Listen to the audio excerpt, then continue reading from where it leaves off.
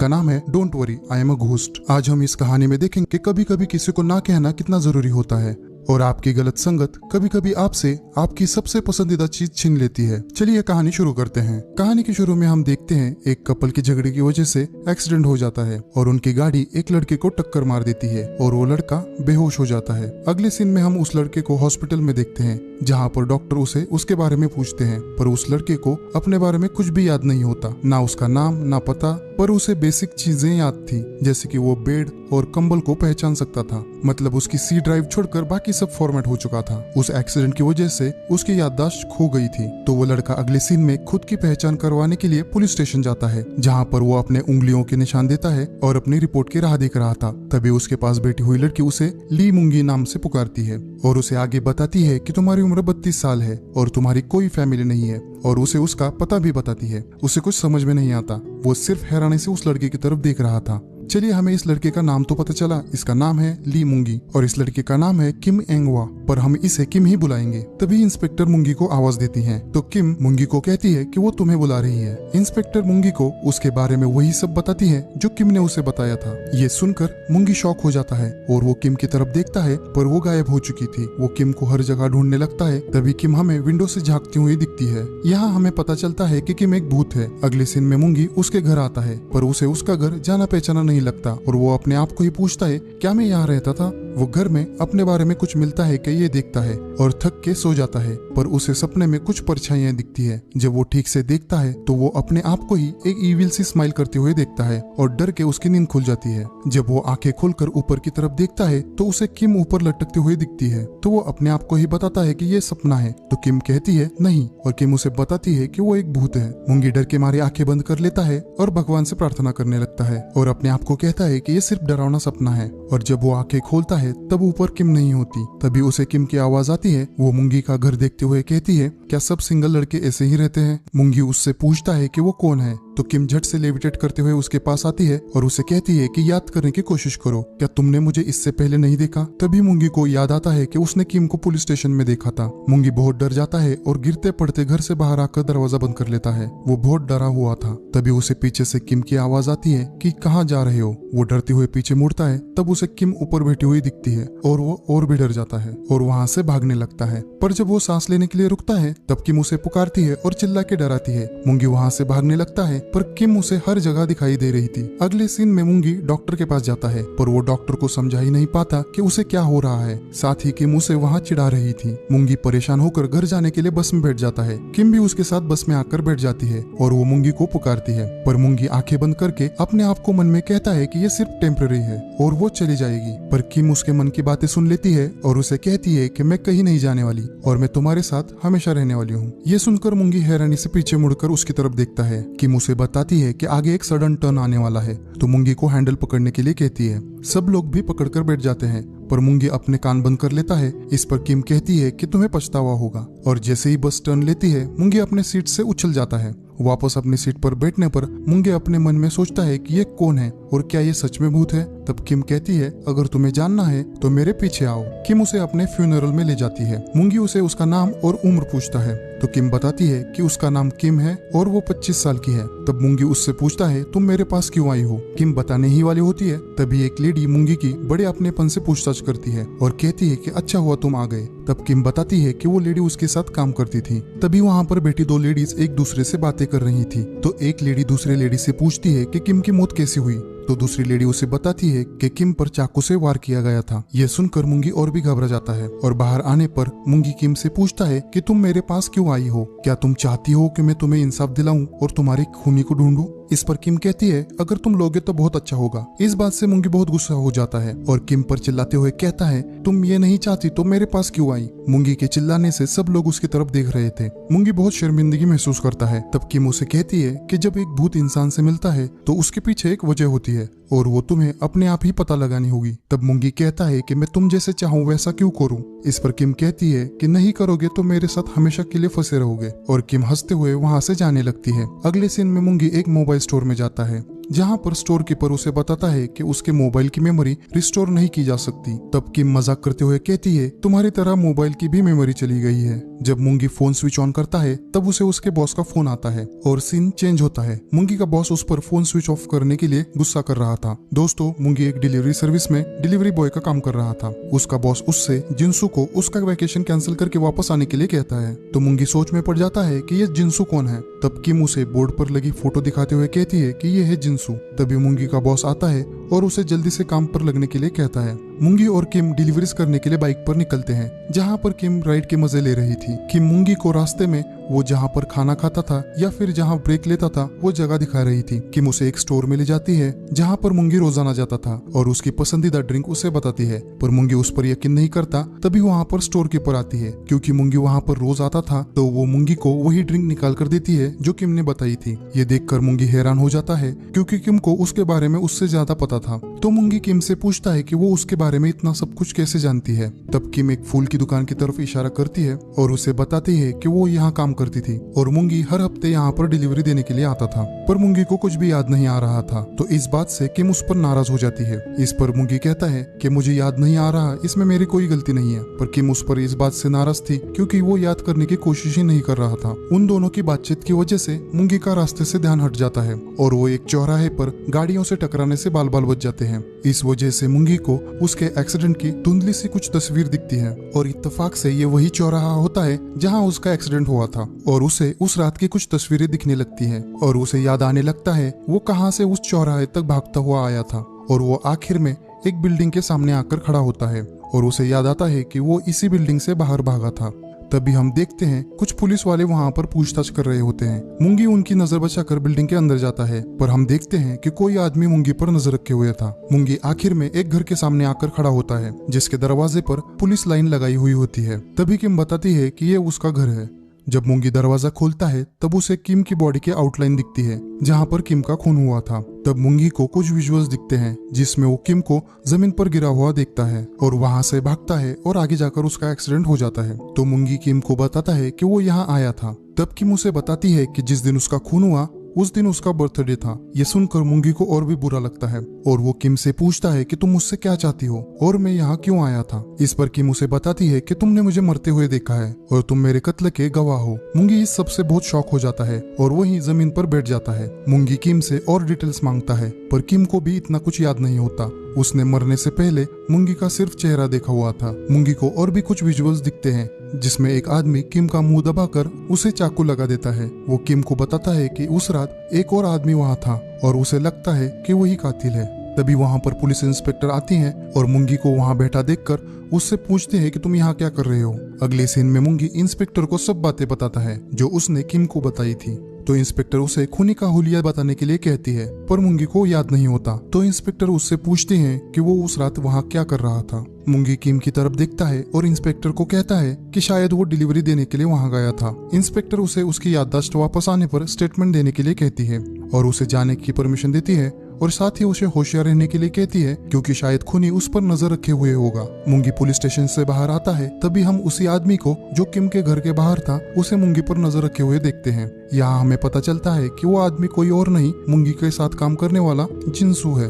अगली सीन में मुंगी डिलीवरी ऑफिस में उसकी रिकॉर्ड चेक करता है। तब उसे पता चलता है कि उसने जिस दिन किम का खून हुआ उस दिन काम से जल्दी छुट्टी ली थी और वो कोई डिलीवरी देने के लिए नहीं गया था। ये बात जानकर मुंगी और भी परेशान हो जाता है कि वो उस दिन किम के घर क्या कर रहा था। मुंगी को परेशान हुआ देख किम उसे कहती है कि परेशान ना हो, तुम इसमें शामिल नहीं होगे और तुम सिर्फ एक गवाह हो। पर मुंगी किम को बताने के लिए कहता है कि वो उस दिन उसके घर क्या कर रहा था। तो किम उसे बताती है क्या तुम सच में जानना चाहते हो। और हम उन दोनों को अगले सीन में नदी के किनारे देखते हैं जहाँ पर किम मुंगी को नदी की तरफ ढकेल रही थी और वो चाहती थी कि मुंगी नदी में कूदे, पर मुंगी चाहता था कि याददाश्त वापस लाने के लिए दूसरा कोई रास्ता ढूंढे। पर किम की नजरिए से यही सबसे अच्छा आइडिया है और वो मुंगी को नदी में ढकेल देती है। मुंगी किसी तरह अपने आप को पानी के ऊपर रखे हुए था और वो किम को कहता है कि उसे तैरना नहीं आता। तब किम उसे बताती है कि वो तैरना जानता है और वो इससे पहले भी नदी में गिर चुका है। मुंगी पानी के नीचे चला जाता है और वो अपने आप को पानी में डूबा हुआ देखता है और उसे कुछ याद आता है और हम फ्लैशबैक में देखते हैं कि किम के पापा के गुजर जाने के बाद किम नदी के किनारे आकर बैठती है। तब वो मुंगी को नदी में कूद के सुसाइड करने की कोशिश करते हुए देखती है। तो किम उसे बचाने के लिए नदी में कूद जाती है और मुंगी का हाथ पकड़कर उसे पानी से बाहर लाने की कोशिश करती है, पर मुंगी पानी से बाहर आने के लिए तैयार नहीं था और किम डूबने लगती है। अगले सीन में हम दोनों को पानी के बाहर देखते हैं, पर हमें पता नहीं चलता कि किसने किसको बचाया। ये हमें कहानी के आखिर में पता चलेगा। किम होश में आती है, मुंगी अभी भी बेहोश था। किम उसे उठाने की कोशिश करती है पर वो नहीं उठता, तो किम उसके सीने से कान लगाकर देखती है कि वो जिंदा है या नहीं, और वो जिंदा है ये जानकर राहत की सांस लेती है और उसे कहती है कि मुझे पता है तुम शर्मिंदा हो, और उसे लंबा चौड़ा भाषण देती है और आखिर में उसे कहती है कि तुम्हारी जिंदगी अब मेरी अमानत है, और उसे अपने लिए अच्छी जिंदगी चुनने के लिए कहती है और वहाँ से चली जाती है। मुंगी उसे जाते हुए चुपके से देखता है। आगे जाकर किम अपनी फूलों की दुकान शुरू करती है और उसके उद्घाटन के दिन पर पड़ोसियों को गुलाब के फूल बांट रही थी। किम हमेशा से मुंगी के बारे में सोचती थी कि क्या वो अपनी जिंदगी में अच्छे से जी रहा होगा। जब किम फूल देखकर दुकान से बाहर आती है तभी उसे सामने मुंगी दिखाई देता है और वो झट से उसे पहचान लेती है और उसे भी फूल देती है, पर मुंगी उसे नहीं पहचानता। इस बात से किम हैरान थी। अब हम प्रेजेंट में आते हैं जहाँ पर मुंगी और किम नदी के किनारे बैठे हुए थे। तब किम मुंगी को बताती है कि उसने ही मुंगी को उसके घर इनवाइट किया था क्योंकि वो मुंगी को पसंद करती थी। इस पर मुंगी कहता है कि तुमने ये मुझे पहले क्यों नहीं बताया। अगले सीन में दोनों घर आते हैं जहाँ पर दोनों मिलकर बियर पीते हैं और किम टिल्ली हो जाती है। इसे देख मुंगी और हम भी हैरान हो जाते हैं। मुंगी कहता है मुझे नहीं पता था कि भूत भी पीकर टल्ली हो सकते हैं। किम मुंगी से पूछती है क्या तुम मुझे डेट करोगे, और आगे कहती है वो इतनी बुरी भी नहीं है क्योंकि वो एक भूत है तो वो कोई अफेयर भी नहीं करेगी। मुंगी को कुछ समझ में नहीं आता, वो सिर्फ किम की तरफ देखे जा रहा था और वो झट से घर के बाहर आ जाता है और अपने आप से कहता है कि एक भूत के पैर में मत पड़, पर उसके मन में कहीं ना कहीं लड्डू फूट रहे थे और हम उसे आंखें बंद करके स्माइल करते हुए देखते हैं। अगले दिन सुबह इंस्पेक्टर मुंगी से मिलने के लिए आती है। उन्हें भी पता चल चुका था कि जिस दिन किम का खून हुआ उस दिन मुंगी ने छुट्टी ली थी, तो इंस्पेक्टर उसे पूछती हैं कि तुम डिलीवरी करने नहीं गए थे तो तुम उस जगह क्या कर रहे थे। तब मुंगी उन्हें बताता है कि किम ने ही उसे इनवाइट किया था, तो इंस्पेक्टर उनका शक जाहिर करती हैं कि कहीं वो भी खूनी के साथ शामिल तो नहीं। इस पर मुंगी मना करता है और कहता है कि पहली बार किम ने उसे इनवाइट किया था। इस पर इंस्पेक्टर उससे पूछती है कि तुम्हें किम के सिवाय कोई भी याद नहीं है, न कोई रिलेटिव न कोई क्लोज फ्रेंड, ये कुछ अजीब नहीं है, कहीं वो तुम्हारी गर्लफ्रेंड तो नहीं थी, और आशा करते हैं कि तुम्हारी याददाश्त जल्दी वापस आ जाएगी। ये कहकर वहाँ से चली जाती है। अगले सीन में किम की दोस्त मुंगी को एक डिलीवरी करने के लिए बुलाती है। यहाँ हमें पता चलता है कोई एक कस्टमर पिछले 1 साल से हर हफ्ते ओल्ड एज होम में फ्लावर्स भेज रहा है और जिसकी डिलीवरी हर बार मुंगी करता है, पर उनको पता नहीं कि ये फ्लावर्स का ऑर्डर कौन देता है। मुंगी डिलीवरी करने के लिए ओल्ड एज होम जाता है तो वहाँ के लेडीज से पूछता है कि आपको ये फ्लावर्स कौन भेजता है, पर उन्हें भी पता नहीं होता कि ये फ्लावर्स कौन भेज रहा है। तभी एक बूढ़ी लेडी मुंगी को एक हिंट देती है कि आप लव लेटर देने वाले के प्यार में नहीं पड़ते, आप लव लेटर डिलीवरी करने वाले के प्यार में पड़ते हो, और यही ट्रू लव स्टोरी है। अगले सीन में मुंगी अपना अकाउंट चेक करता है और 2-3 बार गलत पासवर्ड डालने के बाद वो किम का नाम डालता है तो उसका अकाउंट ओपन हो जाता है और वहाँ उसे पता चलता है कि वही वो फ्लावर्स का ऑर्डर देता था, जिस कारण वो हर हफ्ते किम से मिलता रहे और उसकी कुछ यादें भी वापस आ जाती है, जिसमें वो किम को छुप छुप के देख रहा होता है और उसे पता चलता है कि वो फ्लावर्स किम के सबसे पसंदीदा फ्लावर्स हैं और वो चाहती थी कि कोई उसे भी वो फ्लावर्स दे। अगले दिन सुबह किम मुंगी का गेट पर इंतजार कर रही थी। मुंगी ने आज छुट्टी ली थी और वो किम को घुमाने के लिए ले जाता है और पूरा दिन किम को जो पसंद है वही सब दोनों मिलकर करते हैं और वो किम को मूवी भी दिखाने ले जाता है और रात में किम का बर्थडे भी सेलिब्रेट करता है। किम इस सब के लिए मुंगी को शुक्रिया कहती है और उसे पूछती है तुम उस रात सिर्फ मेरे बर्थडे के लिए आए थे ना। मुंगी को अपने याददाश्त खोने पर बहुत गुस्सा आता है क्योंकि उसे पता ही नहीं कि उसे किम के लिए कितना दुखी होना चाहिए। अगले सीन में मुंगी उस ओल्ड एज होम से फ्लावर्स वापस लेकर आता है किम को देने के लिए।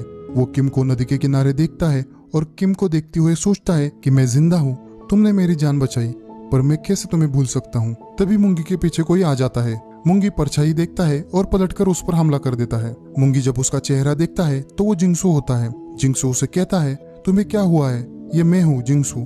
जिंगसू का नाम सुनते ही मुंगी को याद आता है कि उसने डिलीवरी ऑफिस में जिंगसू का फोटो देखा था। मुंगी उसे देखकर हैरान था क्योंकि उसे उसके बारे में कुछ भी याद नहीं था। जिंगसू उसे कहता है क्या तुम पागल हो गए हो, तुम क्यों पुलिस के साथ घूम रहे हो और मुझे अवॉइड कर रहे हो।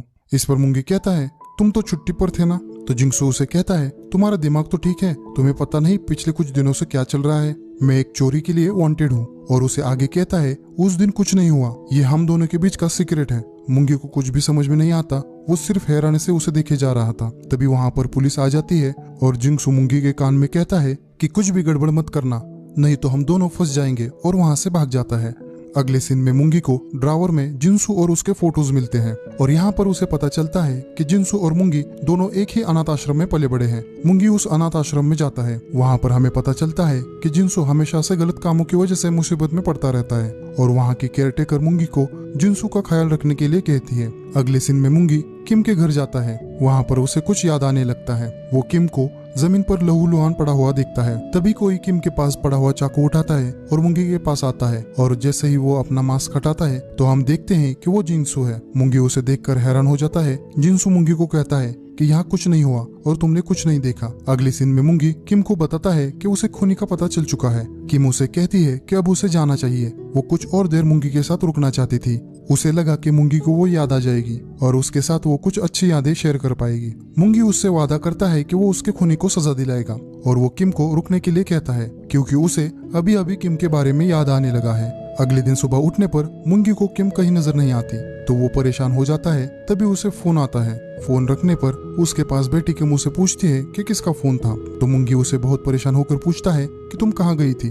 तो किम कहती है कि वो पूरा समय यहीं पर थी। किम के वापस पूछने पर कि कौन था तो मुंगी उसे बताता है कि पुलिस स्टेशन में उसे सस्पेक्ट की पहचान करने के लिए बुलाया है। पुलिस स्टेशन जाने पर पुलिस वालों को जिनसू के बारे में पता चल चुका था और उनके पास उसकी सीसीटीवी की तस्वीर भी थी। पुलिस वालों के पूछने पर मुंगी उन्हें बताता है कि यही खूनी है और पुलिस और मुंगी मिलकर जिनसू को पकड़ने के लिए जाल बिछाते हैं। अगले सीन में मुंगी जिनसू का इंतजार कर रहा होता है और पुलिस वाले दूर खड़े रहकर मुंगी पर नजर रखे हुए थे। तभी वहाँ पर जिनसू आता है पर पुलिस वाले बहुत जल्दी करते हैं। इस वजह से जिनसू को पता चलता है कि ये एक जाल है और वो वहाँ से भागने लगता है। मुंगी उसे पकड़ लेता है और जिनसू को पूछने लगता है कि क्यों उसने किम को मारा। तब तक पुलिस वाले वहाँ तक पहुँच जाते हैं पर इंस्पेक्टर सबको रोक लेती है क्योंकि उन्हें खूनी का बयान चाहिए था। मुंगी जिनसू से कहता है कि हम दोनों अभी सिर्फ शुरुआत ही करने वाले थे। उसने तुम्हारा क्या बिगाड़ा था, क्यों तुमने उसे मारा? वो कोई थी जिसे मैं प्यार करता था।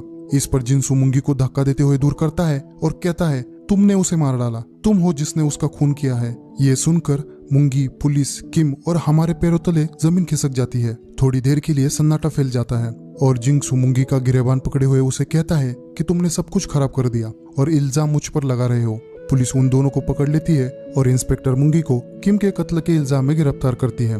पुलिस मुंगी को लेके जा रहे थे। मुंगी किम की तरफ देखता है। किम की आंखों में सिर्फ हैरानी और आंसू थे। अगले सीन में पुलिस क्राइम सीन का रिक्रिएशन करने के लिए मुंगी और जिनसू को किम के घर ले आते हैं। जब इंस्पेक्टर मुंगी के हाथ में चाकू देती है तब मुंगी को सब कुछ याद आ जाता है और हम देखते हैं कि मुंगी को उसके बर्थडे के लिए उसके घर इनवाइट कर रही है और उसका पता एक कागज पर लिखकर उसके हाथ में देती है। तब मुंगी पूछता है मुझे क्यों इनवाइट कर रही हो? तो किम कहती है क्या पता शायद मैं तुम्हें पसंद करती हूँ। अगले सीन में मुंगी जल्दी छुट्टी लेकर किम के घर जाने लगता है। तभी रास्ते में उसे जिंगसू मिलता है और वो मुंगी को उसकी मदद करने के लिए कहता है पर मुंगी जिंगसू से कहता है कि हमारे रास्ते अलग हो चुके हैं। पर जिंगसू उसे आखिरी बार उसकी मदद करने के लिए कहता है। मुंगी को ना चाहते हुए भी उसके साथ जाना पड़ता है। दोनों एक घर में आ जाते हैं। मुंगी जिंगसू से पूछता है कि यह घर किसका है। जिंगसू उसे चिंता न करने के लिए कहता है और कबर्ड खोलकर कुछ ढूंढने लगता है। तब मुंगी को पता चलता है कि जिंगसू यहाँ पर चोरी करने आया है और वो जिंगसू को रोकता है और पूछता है कि ये घर किसका है। तब मुंगी को जिंगसू से पता चलता है कि ये किम का घर है।